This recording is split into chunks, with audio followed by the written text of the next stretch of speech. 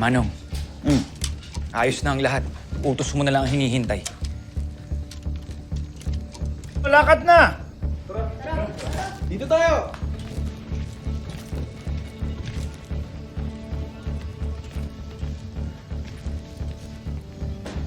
Ano? Ano problema? Gusto ko lang makasigurado, Manong, kung seryoso ka sa gagawin natin. Anong ibig mo sabihin? Paano kung mga ilam na naman yung apo mo?